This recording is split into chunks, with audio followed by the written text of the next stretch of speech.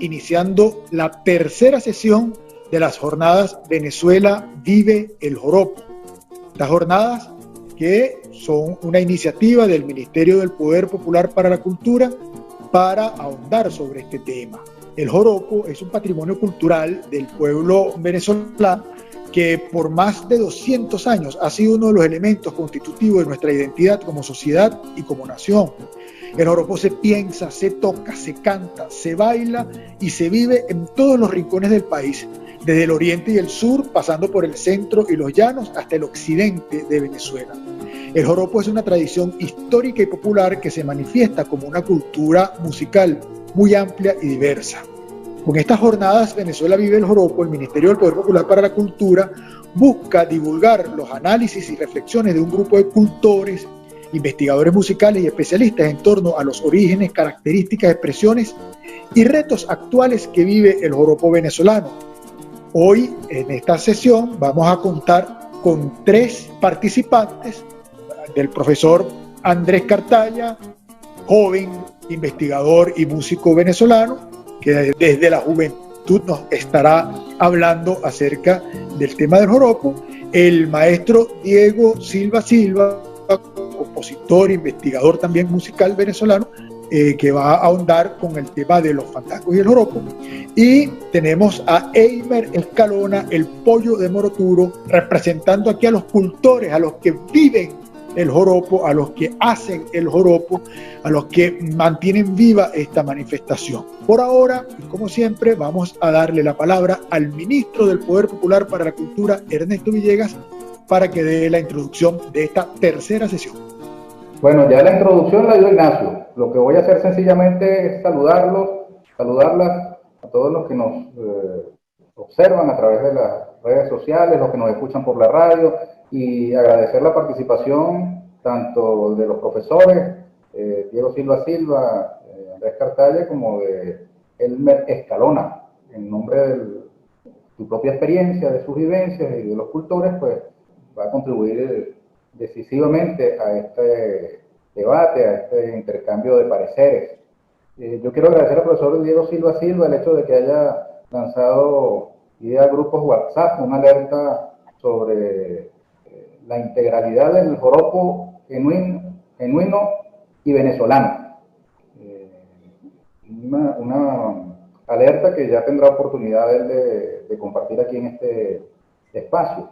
Quiero decir que a partir de esta alerta y de preocupaciones que cultores, artistas y creadores han expresado, pues nosotros hemos decidido convocar este escenario para dar una discusión de puertas y ventanas abiertas, para compartir tanto las preocupaciones como la información reductora de incertidumbre en este terreno tan importante de la cultura, que además, en medio de las circunstancias materiales tan dramáticas que vive Venezuela y el mundo, producto de la pandemia, en el caso nuestro, añadido nada más y nada menos que el bloqueo económico recrudecido en tiempos de pandemia, pues bueno, este debate, este tema, no deja de tener una importancia capital, porque precisamente en medio de las circunstancias materiales más difíciles, es nuestra identidad cultural el cemento que nos une, que nos cohesiona, que nos da noción de comunidad con un destino común. Y es muy importante, pues, que estos temas de la cultura siempre encuentren espacio en todas las circunstancias, incluso en las más difíciles, como las que vivimos hoy día en el campo material. Ahora, quería también yo comentarles que a estas jornadas hemos invitado a los funcionarios que han venido trabajando la materia del patrimonio cultural inmaterial. Es muy importante que al final de estas jornadas nosotros podamos hacer un trabajo de sistematización de los aportes que aquí se han venido realizando, porque los compañeros que trabajan en el Centro de la Diversidad Cultural, como el profesor Benito Iradi o el compañero Héctor Constant, nuestro embajador en la UNESCO, nos han dado información tranquilizadora relativamente respecto de la alerta que el profesor Diego puso en mesa. Yo decía un poco en términos provocadores en la primera sesión que el joropo es auténticamente venezolano, pero también es colombiano en el sentido bolivariano del término, porque para nosotros la Patria es América, y el proyecto del libertador Simón Bolívar contemplaba justamente y contempla que estos pueblos separados por estas fronteras pues terminen en un momento dado constituyendo una gran nación suramericana. Así que tampoco somos chauvinistas, no resentimos de la resonancia que nuestras manifestaciones culturales tengan en el resto del continente, pero sí defendemos la autenticidad, la originalidad de nuestras manifestaciones que nos dan identidad, como es el caso del joropo y como es el caso de la arepa, que queremos que se coma en todos los rincones, igual que queremos que el joropo también se baile en todos los rincones, sin renunciar a su raíz auténticamente venezolana. Con esto me callo la boca y soy todo oído. Adelante, Ignacio, toma el mando. Gracias, ministro, gracias por sus palabras. Efectivamente, ya esta es la tercera sesión, hemos tenido invitados importantes en las primeras sesiones y continuaremos realizando nuevas sesiones, incluyendo cada vez más, además de todo, a los cultores que tienen mucho que decirnos al respecto, ¿no? No solamente el investigador, el profuso investigador que ha buscado las huellas, que ha buscado los orígenes de esta manifestación cultural venezolana, sino aquellos que la viven todavía y que la entienden como una manifestación viva, profundamente comunitaria, profundamente campesina y que sigue realizándose a lo largo y ancho del territorio nacional. Vamos a darle la palabra a el profesor Andrés Emilio Cartaya Rodríguez. Es un joven músico caraqueño que recibió clases y talleres sobre etnomusicología, manifestaciones tradicionales y cultura popular con la musicóloga e investigadora Catherine Lengvinat, que la tenemos aquí invitada como oyente, por cierto. Es licenciado en música, mención ejecución instrumental, bandola tradicional, egresado de la UNEARTE bajo la tutela del maestro Ignacio Hernández. Se desempeña en labores docentes en la cátedra de bandola y música popular de dicha institución en el CREA Modesta Bordo. Es parte del equipo de trabajo de la Oficina de Investigaciones de Artes Tradicionales de la UNEARTE, profesor de la cátedra de bandola llanera, maracas y director del ensamble juvenil de música de raíz tradicional José Ignacio Hernández del programa Alma Llanera Núcleo San Agustín de Funda Musical. El profesor Andrés Emilio Cartaya nos propone la siguiente temática: observaciones en torno a las teorías del génesis del joropo, elementos que se deben tomar en cuenta para la salvaguardia del patrimonio musical y su situación actual. Bienvenido, profesor Cartaya. Gracias, profesor Barreto, encantado. Y bueno, siempre aplaudiendo los espacios donde podamos coincidir y bueno, comentar sobre nuestras experiencias y apreciaciones sobre temas tan complejos como son las manifestaciones en cualquier parte del mundo que representan un país culturalmente. Mi primera observación realmente es preguntas que yo me he hecho, primero cuando comencé en el plano de la bandola, como estudiante, como ejecutante y después como profesor. He asistido por muchísimos años a encuentros donde una de las polémicas más álgidas es ubicar dónde o en qué región nace el joropo. Siempre es importante pues escuchar las opiniones de diferentes personajes y yo mantengo mi pregunta de por qué pensar que el joropo se consolidó en una sola región del país. Los libros de historia y artículos de historia que podemos conseguir en internet nos hablan de 4 penetraciones que hubo desde la época de la conquista, luego la colonia, empezando por Oriente, en 1500 con la creación en Cubagua de la Nueva Cádiz, luego la consolidación de Nueva Toledo, que sería Cumaná en 1521, luego van a Occidente con la fundación de Santa Ana de Coro en 1527, y bueno, progresivamente hay muchas fechas que no son tan lejanas, y bueno, sabemos que con todo este proceso de llegada de otras culturas, no solo a nuestro país, al continente, traen música, manifestaciones que comienzan a dar un nuevo caldo de información, que es parte del producto que hoy tenemos en nuestro país, que es algo muy valioso, ¿no? Entonces, ya que hay estas fechas, por ejemplo, la creación del tocuyo en 1545, sabemos que el tamunangue, el golpe larense como tal, es una manifestación sumamente particular, y hablando del golpe, los larenses no le dicen joropo al golpe, pero por todas sus características, muchos lo clasificamos dentro de una de las variantes del joropo, ¿no?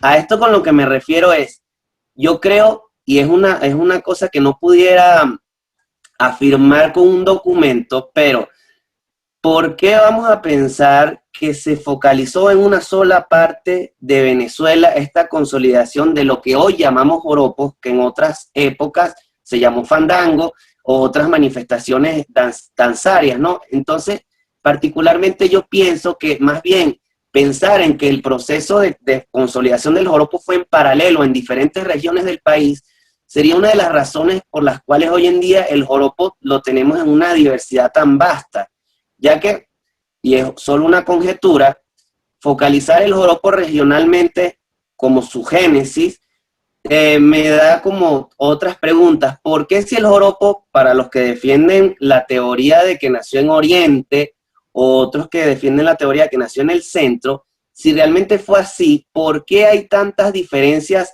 en los conjuntos instrumentales, en las formas, en las estructuras, muchísimas características que además son maravillosas? Por ejemplo, lo instrumental, si el joropo realmente se consolida en Oriente, ¿por qué no hay arpa?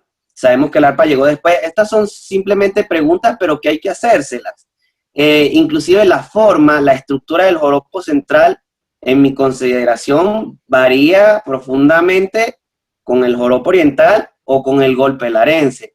Entonces, yo creo que plantearse en algún momento este paralelismo en lo que se refiere a la consolidación de esta manifestación, que sabemos por muchas citas y registros, se llamó fandango, que no solo pudo haber sido el fandango, parte de lo que nutrió el joropo. Por ejemplo, el maestro Luis Felipe Ramón y Rivera habla de otras danzas, la contradanza, la mazurca, la polca, y bueno, es una de las cosas que yo invito a que sigamos estudiando, es que el joropo como manifestación se abrió a muchísimas posibilidades y que fue un proceso que se dio en varias partes del país y que fue conjugándose y consolidándose en lo que hoy es el joropo nacional, ¿no? Prácticamente yo creo que esto es una de las cosas que debemos estudiar con más raciocinio, objetividad, pensar que no hay verdades absolutas en un tema tan complicado, ¿no? Y justamente con respecto a eso, se han citado varias prohibiciones que justamente en estos momentos están como muy a flor de piel, que datan de 1759, unas prohibiciones auspiciadas por el obispo Díez Madroñero, que la cita el maestro justamente Luis Felipe Ramón y Rivera en su libro El Joropo, citando a otros investigadores como Lisandro Alvarado, que habla que estas son fechas como las más viejas donde está registrado de forma escrita el joropo. También es importante destacar, hablando de esas prohibiciones, que sabemos que cuando se ha registrado de múltiples formas las manifestaciones, ya estas manifestaciones tienen muchísimo tiempo de recorrido. Entonces, como que afirmar a partir de un registro escrito como el génesis de cualquier manifestación, yo creo que es muy tajante para las realidades de cómo se va desarrollando el proceso formativo en los pueblos, ¿no? Y hablando justamente también de la palabra que ha causado polémica en la propia Venezuela sobre la palabra joropo, sabemos que en esas connotaciones de que antes fue fandango, las memorias del hijo de José Antonio Páez, Ramón Páez, tiene elementos, características que describe de forma muy precisa. Sé que estas memorias fueron editadas realmente primero en Estados Unidos, creo que fue la fecha 1868, pero lo que he podido leer al respecto, él detalla sobre esos fandangos, él le llama fandango, que hacían los llaneros en la época no solo de emancipación, sino después en la cotidianidad. Y justamente estos fandangos que él describe y los instrumentos, que él no habla de una bandola ni un cuatro como tal, habla de guitarras pequeñas, una pulseada, una rasgueada, habla del baile, pero fíjese que justamente habla de esa vastedad que es el llano, sin delimitar no solo que estaba en Venezuela, porque también sabemos que parte de la penetración por los llanos vino desde Colombia en algún momento.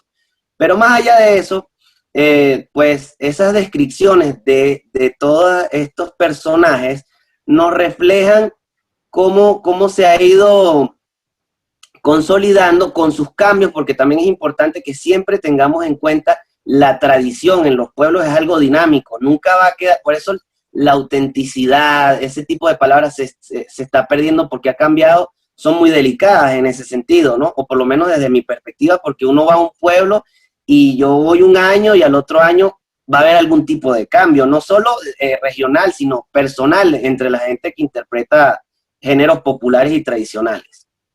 Ya hablando de justamente mi posición hacia de que yo pienso que la génesis del joropo debería pensarse más de forma global en el país, quisiera abordar el tema de la polémica del joropo llanero, ¿no?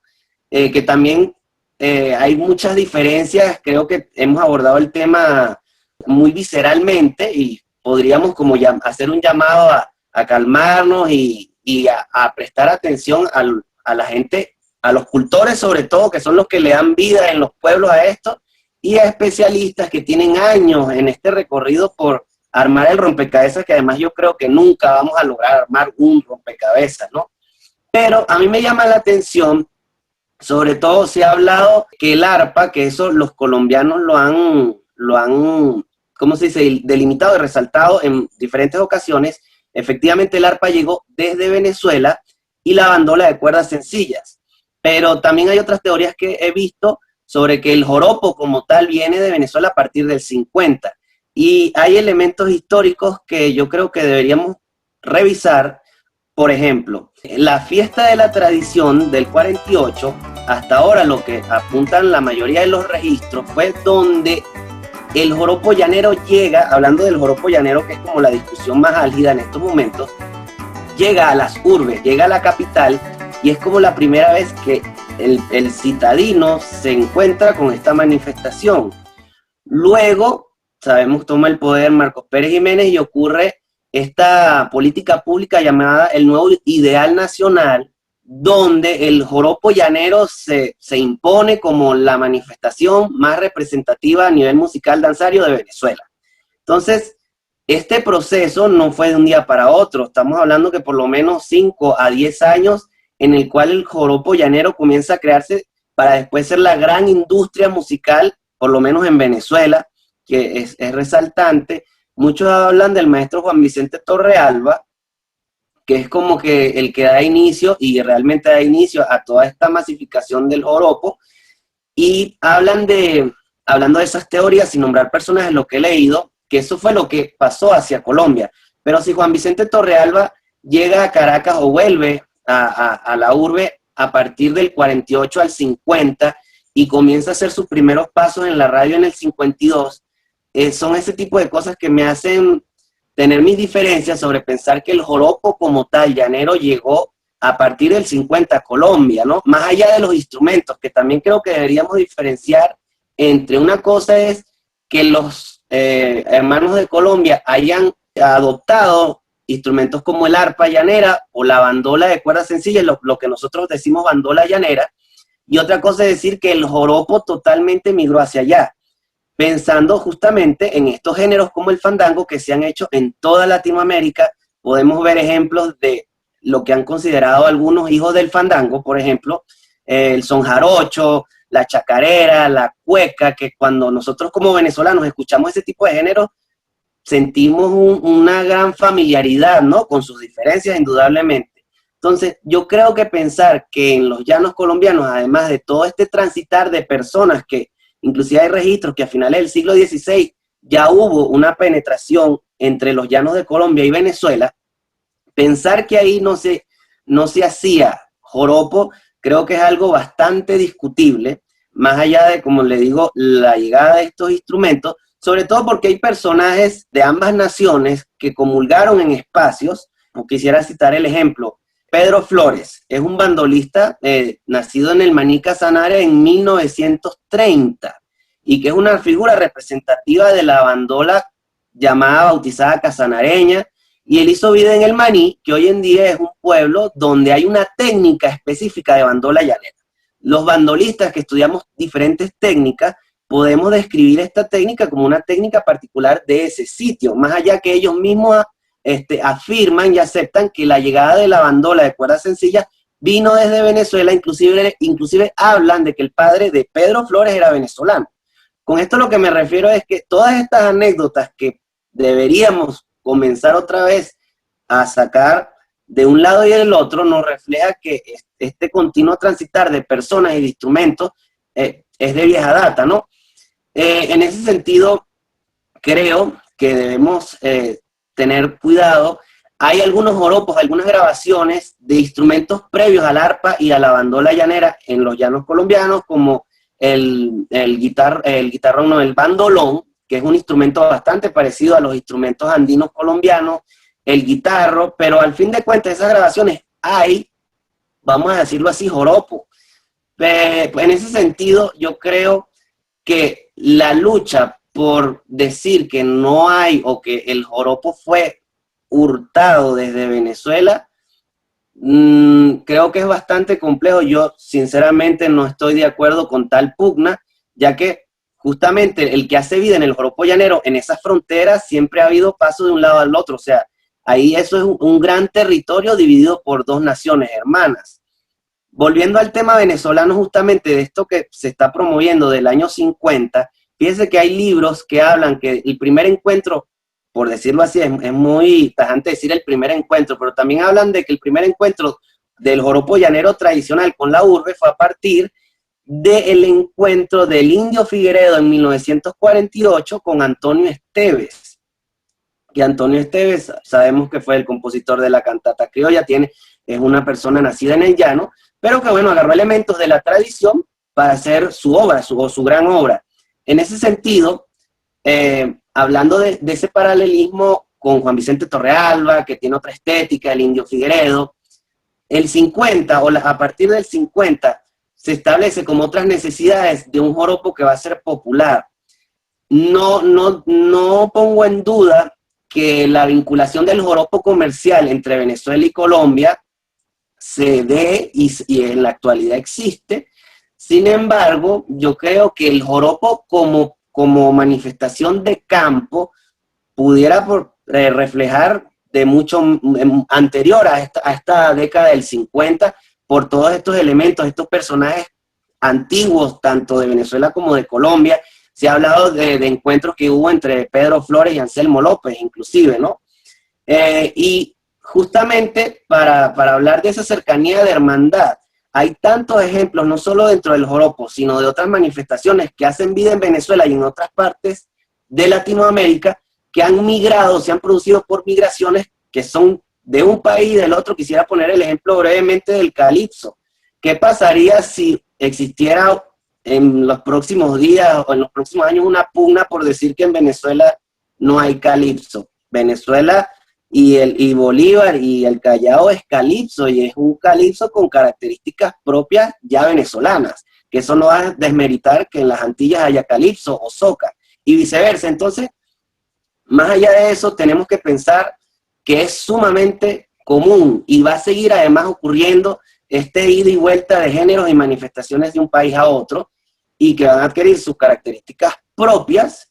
Y bueno, que más bien eso hay que celebrarlo, hay que celebrar y decir, bueno, la gran hermandad latinoamericana, que yo creo que todos tenemos que apostar eso. Terminando, por lo menos mi punto de vista sobre estar en contra de esta pugna y pensar que compartimos el joropo llanero con Colombia, con muchísimos más hechos que se pueden estudiar por cuestiones de tiempo, no los puedo citar todos, pero que hay personajes relevantes en nuestro país, eso es indudable, de joropo llanero, y allá también hay personajes importantes, que hay un joropo de tradición que se puede estudiar y se debe estudiar, y también un joropo comercial que tiene otras necesidades y otras formas de visibilizarse, como el hecho de los festivales, que yo creo que es la gran bandera hoy en día en los llanos colombianos. Fíjese, y para terminar esto, el Festival de Villavicencio arranca a partir de 1960, y el del Silbón en 1975. Esto no quiere decir que uno sea más importante que el otro porque haya sido primero este o este, no. Significa que la cercanía y que hay un movimiento joropero continuo ahí ha creado este tipo de nuevos espacios para el joropo, más allá de la gente que esté de acuerdo o no, que eso es otra discusión. Y bueno, quisiera hablar un poco sobre mi visión de los retos que asume el joropo hoy en día. crear nuevos espacios donde especialistas o personas que hacen vida en los diferentes joropos tengan la oportunidad de crear contenido. Sabemos que en Venezuela tenemos algunos espacios, creo que deben ser renovados, porque parte de la pugna que se ha generado por las redes sociales es que la gente se está enfocando en lo que colocan personas en un Facebook, en un Instagram. Si nosotros promovemos y promocionamos y incentivamos a que la gente entre a estos espacios donde hay personas que se han dedicado al estudio pormenorizado de estas manifestaciones, creo que no habrían este tipo de dudas y controversias, ¿no? Y las que ya están creadas, como le digo, renovarlas, crear los espacios, es sumamente importante porque, ¿qué pasa?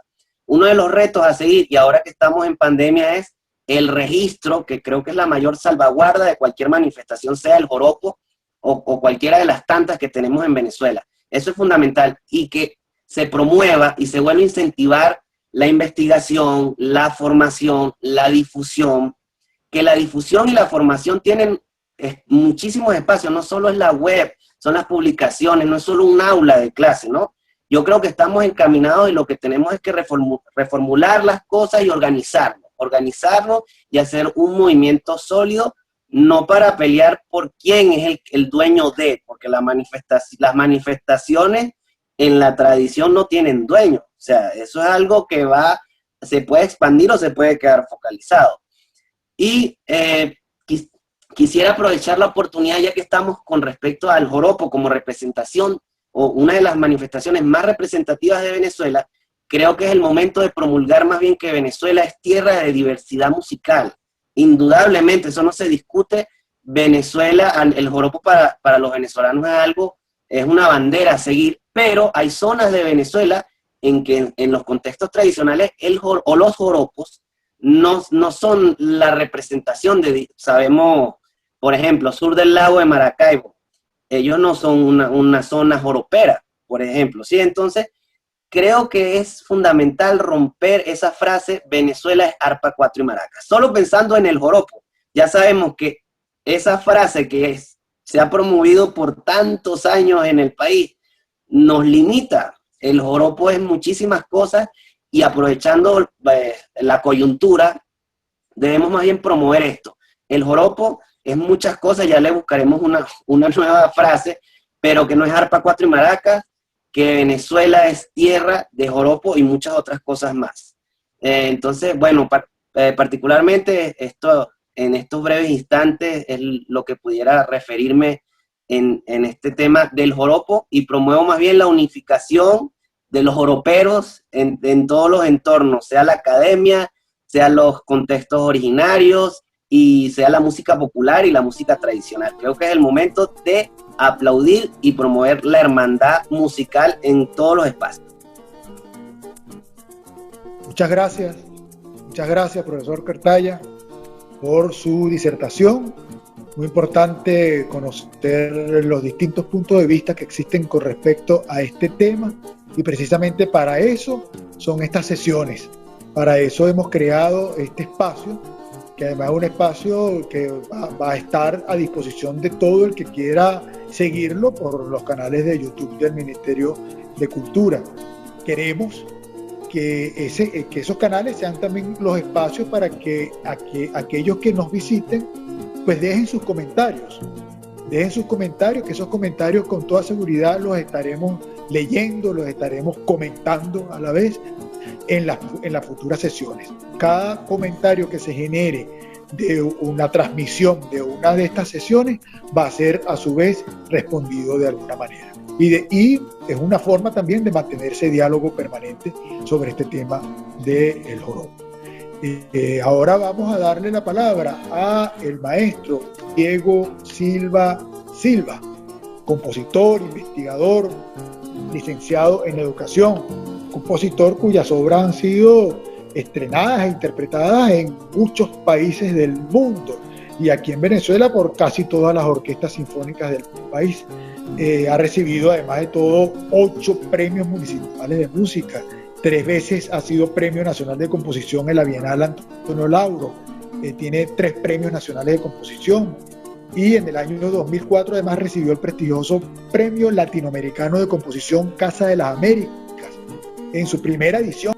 Y en el área de la investigación musicológica recibió el Premio de Investigación Alberto Calzavara, otorgado por la Alcaldía de Libertador.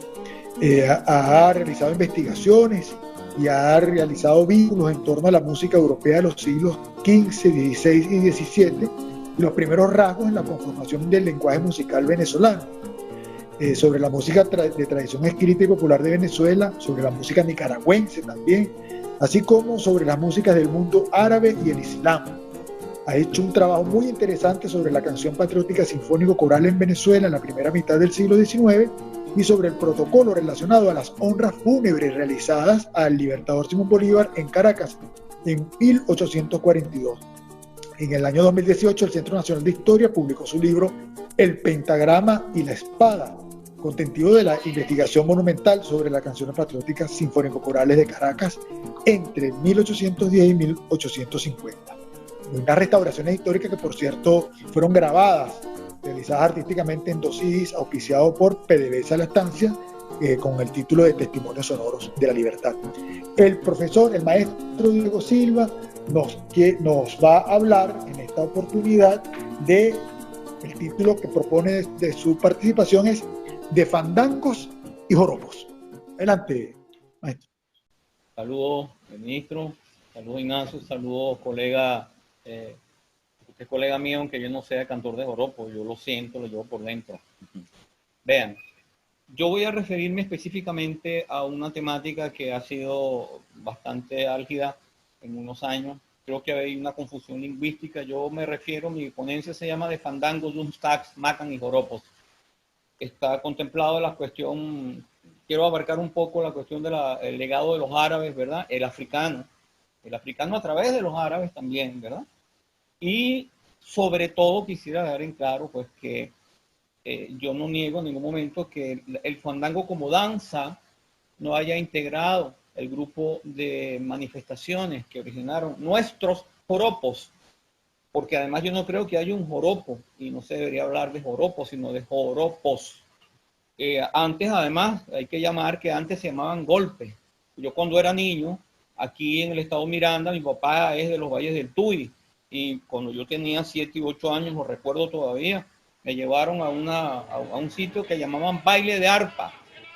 No le decían fiesta, sino baile de arpa. Y estaban bailando golpe tuyero. Yo no recuerdo que habían hablado de joropo tuyero. Y el que estaba cantando era Margarito Aristigueta. Entonces, tengo entendido que en Oriente también se le llamaba golpe oriental, antes de llamársele joropo oriental. Y los larenses siguen hablando del golpe. Ellos le siguen diciendo golpe tucuyano y le siguen diciendo el golpe larense.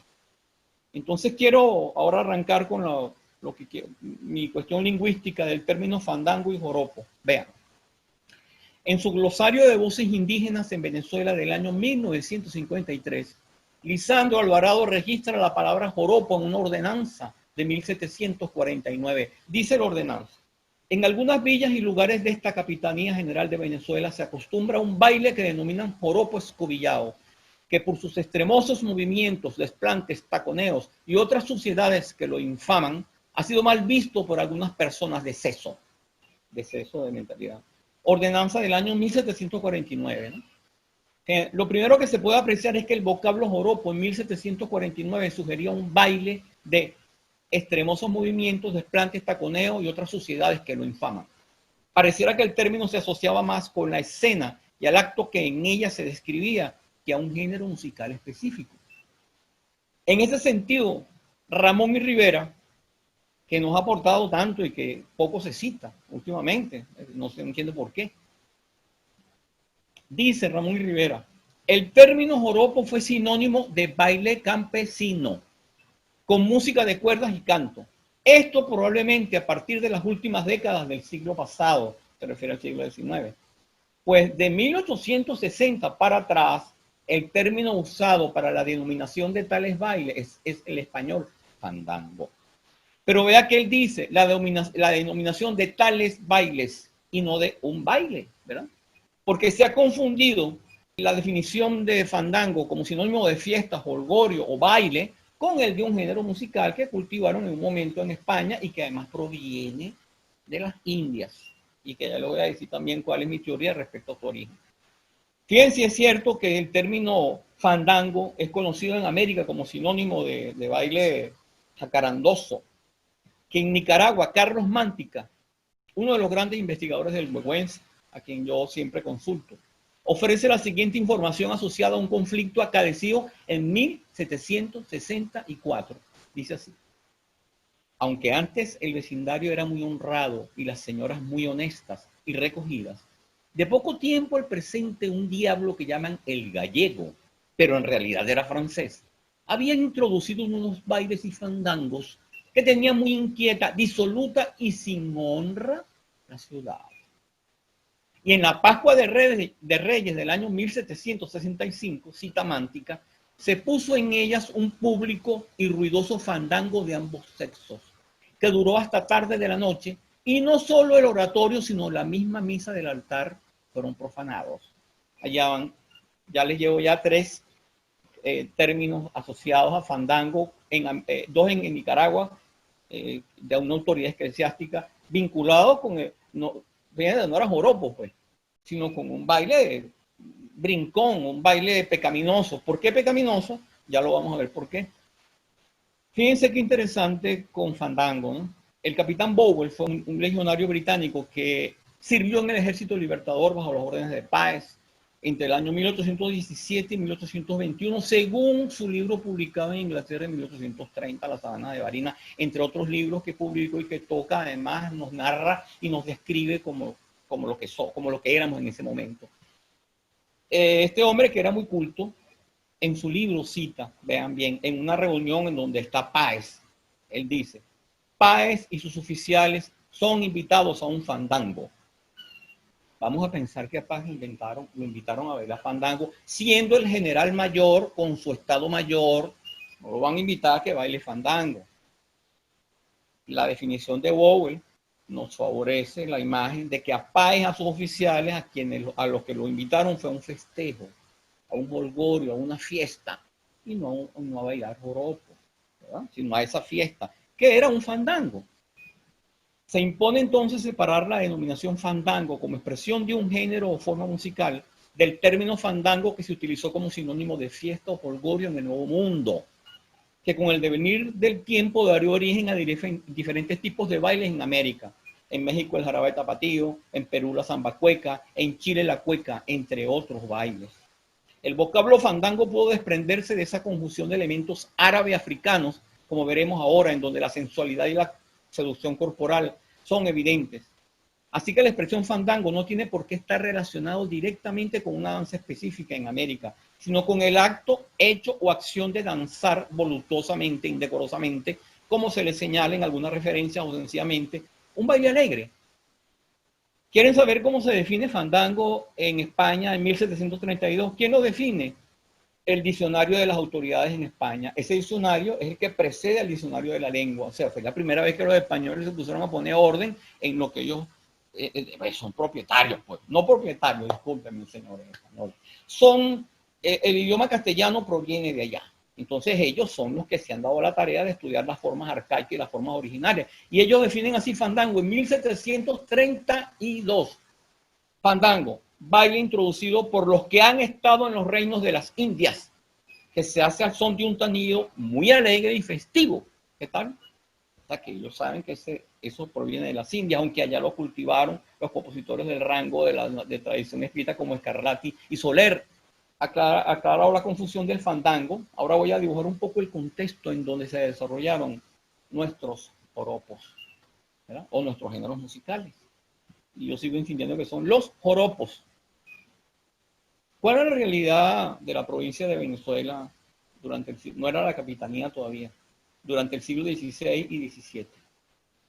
En primer lugar, se habían dado la tarea a los españoles de acabar completamente con la población aborigen, al punto de que no alcanzamos a ver ni siquiera la huella de lo que ellos realmente fueron, de lo que ellos representaron.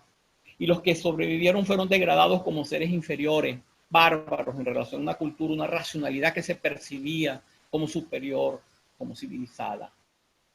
No bastaron todas las discusiones que hubo en España y el padre de las casas y de Victoria para reconocer la integridad, la dignidad humana del aborigen, del indígena. Los españoles no le respetaron. Eso es una verdad verdadera.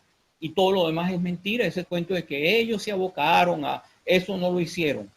No lo respetaron. No respetaron la realidad, esa realidad del indígena, ¿no?